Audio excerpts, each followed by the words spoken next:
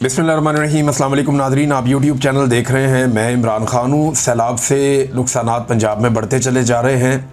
मैं कुछ सैलाब की सूरत हाल आपके सामने रख देता हूँ। गुजरांवाला डिवीज़न में अब तक की इतला के मुताबिक 15 अफराद जो हैं वो जाँ बहक हो गए हैं सैलाब की वजह से, और मुख्तलिफ़ जगहों पर अलग अलग तरह से नुकसान हो रहा है।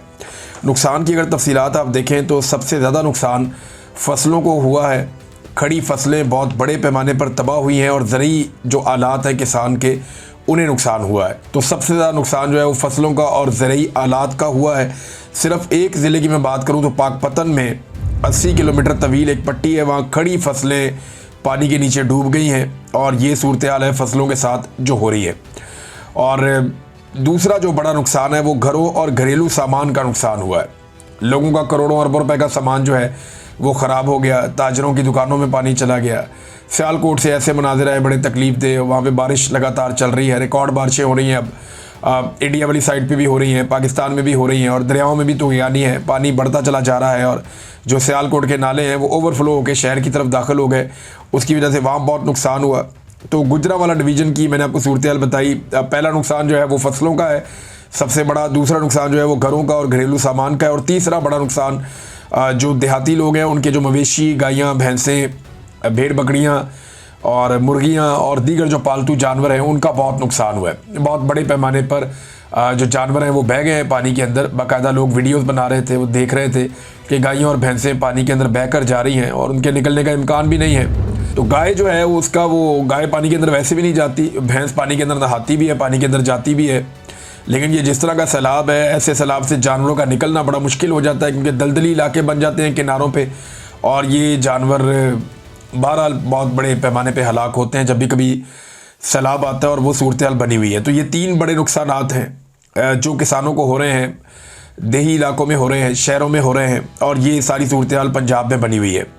पंजाब की हुकूमत जो है वो अब तक नहीं जागी और टिकटॉक्स पे उन्होंने काम शुरू कर दिया है। मरियम नवाज़ पहुंची दरिया रावी पे, वहाँ पे जाके टिकटॉक बनवाया, वहाँ पे बाकी लोगों के साथ सारी इंतज़ामिया वहीं बुला ली। इस वक्त इंतज़ामिया को पहले होना चाहिए, प्लानिंग के साथ चलना चाहिए, काम करना चाहिए।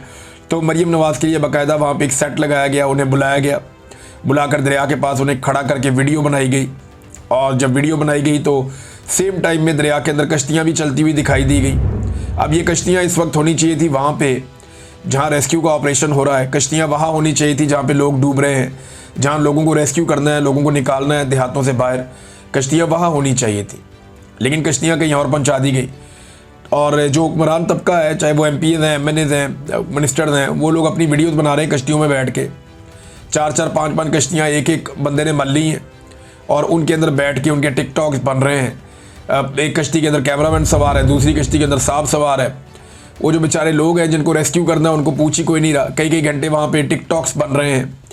तो एक अजीबोगरीब ही सूरत हाल है।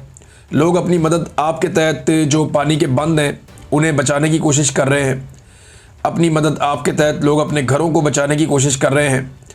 पाकिस्तान पीपल्स पार्टी ने इल्ज़ाम लगाया है रेजिडेंशियल सोसाइटियों के ऊपर। पीपल्स पार्टी का ये कहना है कि लाहौर की सरसब्ज ज़मीनें हाउसिंग माफिया ने निगल ली हैं, फसलें तबाह हो गई हैं, दरियाओं के किनारे जो हैं वो कमज़ोर छोड़ दिए गए हैं। आज सैलाब लाखों एकड़ ज़मीन और हज़ारों घरों को डबो रहा है, मगर हुक्मरान जिम्मेदारी लेने को तैयार नहीं है। क्लाइमेट चेंज बहाना है, असल मुजरिम वो हैं जिन्होंने कौम का मुस्तकबिल बेच डाला। ये बात की है पीपल्स पार्टी ने। नदीम अफजल चंद साहब ने भी इससे मिलती जुलती बात की है। मुझे अच्छी तरह याद है कि शहबाज शरीफ साहब जब नए नए वापस आए परवेज़ मुशर्रफ के दौर के बाद, तो ये कोई फ़िज़ाई चक्कर लगा कर आए थे। उसके बाद इन्होंने रावण में सहाफ़ियों से बात की थी, मैं वहाँ मौजूद था। तो इन्होंने कहा जी ये जैसे सोसाइटियाँ बन गई हैं, ये सारी ज़रूरी ज़मीनें थी, ये सारे ग्रीन एरियाज थे, इनको ब्राउन कर दिया गया है, ये बड़ी ज़्यादती हुई है और पंजाब के बड़े शहरों के साथ ये ज़्यादती हो रही है, लिहाजा ये सिलसिला बंद होना चाहिए। लेकिन उसके बाद देखा कि ये उसके अंदर हिस्सेदार बन गए, इनके अपने रियल स्टेट के कारोबार शुरू हो गए। जिनके रियल स्टेट के कारोबार हैं उनके साथ इनकी रिश्तेदारियाँ शुरू हो गई, और फिर इन्होंने वो सारे लोग अपनी पार्टी के अंदर शामिल कर दिए और वहाँ से ये भी पैसा बनाना शुरू हो गए। लिहाजा ये एक मशरूम ग्रोथ हुई है। अलीम खान साहब को क्या प्रॉब्लम था इमरान खान से? इमरान खान साहब ने खुद एक इंटरव्यू में बताया कि वो एक ग्रीन एरिया को वो ब्राउन करना चाह रहे थे, और वो दरिया के बेड के अंदर ज़मीन उन्होंने ली हुई है, और इमरान खान कहते थे वो गैर कानूनी है। ये वहाँ पे अपनी सोसाइटी बनाना चाह रहे थे। अलीम खान साहब। तो इमरान खान साहब परमिशन देते नहीं थे, अब वो बन गई है। वहाँ पे एक ओवरसीज़ का पूरा एक एरिया है, ब्लॉक है, और उस तरफ पानी दाखिल हो रहा है। ये है जनाब सूरत। इन सोसाइटियों को बचाना है तो आबादियों को डबोना पड़ेगा। जो कई दहाइयों पुरानी आबादियाँ उनको डबोना पड़ेगा, वहाँ से बंद तोड़ने पड़ेंगे अगर इन सोसाइटियों को बचाना है तो। बहरहाल ये मैं काफ़ी अरसे से कह रहा हूँ कि पानी के रस्तों को रोका गया है और पानी के रस्तों को रोकने के लिए बंद बांधे गए हैं और रेजिडेंशियल सोसाइटियाँ बनाई गई हैं।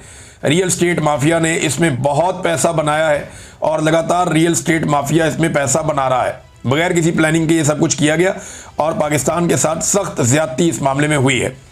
पाकिस्तान तहरीक इंसाफ ने इस बारे में फ़ैसला किया है और मेरे ख्याल में बड़े पैमाने पर पाकिस्तान तहरीक इंसाफ को मैदान में आना चाहिए, क्योंकि हकीकी हुक्मरान वही हैं पाकिस्तान के। अवाम ने उनको वोट डाला था और अवाम उनकी तरफ देखती है। लिहाजा तहरीक इंसाफ को बड़े पैमाने पर निकल कर लोगों की मदद के लिए सामने आना चाहिए। जितने भी टिकट होल्डर हैं पाकिस्तान तहरीक इंसाफ के, या जितने भी लोग हैं जो ओहदेदार हैं, उन सबको एक्टिवली पार्टिसिपेट करना चाहिए। ये मुल्की मसला है। अभी थोड़े दिनों के लिए बाकी सियासी एक्टिविटीज़ अगर छोड़ के पूरे ताकत के साथ पूरे तरीके से सैलाब ज़दगान की मदद करें तो ये खिदमत से बड़ी सियासत और कोई होती नहीं है। और आवाम को भी आइडिया हो जाएगा कि जिस वक्त मौजूदा हुकूमत अपनी टिकटॉक्स बना रही थी उस वक्त जिन लोगों को उन्होंने वोट दिए वो लोग उनके साथ खड़े थे। बहरहाल इनको मैदान में आना चाहिए पाकिस्तान तहरीक इंसाफ को। और अगर उस दौरान में अब हुकूमत गिरफ्तारियाँ करती है या इन्हें मदद करने से रोकती है तो हुकूमत खुद ही एक्सपोज हो जाएगी। सियालकोट में सूरत हाल ये है कि 100 के करीब ऐसे देहात हैं जिनका राब्ता कट गया है, ज़मीनी राब्ता उनका कट गया है सियालकोट के साथ या शहरों के साथ। और लगातार कई इलाकों से ऐसी रिपोर्टें आ रही हैं, कसूर में भी, सियालकोट में भी और दीगर इजला से भी ये खबरें आ रही हैं कि कई देहात जो है उनका ज़मीनी रास्ता दूसरे इलाकों से कट रहा है और उसकी वजह से वहाँ पे कश्तियों की ज़रूरत है। लेकिन कश्तियों में तो टिकटॉक बन रहे हैं इस वक्त। नाज़रीन, एक और जो इम्पॉर्टेंट चीज़ है वो ये है कि पंजाब हुकूमत ने और ब्यूरोक्रेसी ने इल्ज़ाम लगा दिया था भारत पे। सबसे आसान तरीका होता है कि आप कहें जी भारत ने अभी जारहियत कर दी है। सबसे आसान तरीका होता है कि आप दुश्मन के ऊपर इल्ज़ाम लगा दें कि साजिश हुई है जनाब, उन्होंने दहशतगर्दी होती है पाकिस्तान में, सीधा हम उठा के भारत के खाते में डालते हैं। हम अपनी एजेंसियों से और अपनी सिक्योरिटी फोर्सेस से नहीं पूछते कि ये दहशतगर्दी कैसे हो गई पाकिस्तान में। हम अपने आप को अकाउंटेबल नहीं ठहराते, हम उठाते हैं सीधा इल्ज़ाम भारत के खाते में डाल देते हैं। अब वो दुश्मन है, उसने कोई अच्छा काम तो करना नहीं है। तो ये आबी जारहियत वाला मामला जो है ये बहुत उठाया गया और आई बिलीव, यानी मुझे भी यकीन है कि भारत ने पानी छोड़ा तो है। वो जब चाहता है पानी रोकता है, जब चाहता है छोड़ देता है। लेकिन भारत ने जो पानी छोड़ा है, अगर भारत वो पानी ना छोड़ता तो भारत के अंदर तबाही होती और वो हो भी रही है। इस वक्त जो इतलात भारत से आ रही हैं, मकबूजा कश्मीर में बड़े पैमाने पे हलाकतें भी हुई हैं, लोग जांबाक हुए हैं और वहाँ बारिशें नहीं रुक रही। इसके अलावा भारतीय पंजाब में और दीगर इलाकों में बहुत सारे रकबे ज़ेरे-आब आ गए हैं और वहाँ पे भी बंद टूट रहे हैं। जो हेडवर्क्स हैं उनके दरवाजे टूट रहे हैं। माधोपुर जो हेडवर्क है उसका भी उनका वो गेट उखड़ गया पानी के दबाव से। बहुत सारी और जगहों पे जो पानी उन्होंने भारत ने छोड़ा वो उन्हें छोड़ना पड़ गया क्योंकि वो खुद को भी तबाही से बचा रहे हैं और भारत के अंदर भी इस वक्त सैलाबी सूरत हाल है। तो अब तक के लिए इतनी, अपना ख्याल रखिएगा, अपने चैनल का भी। अल्लाह हाफिज़।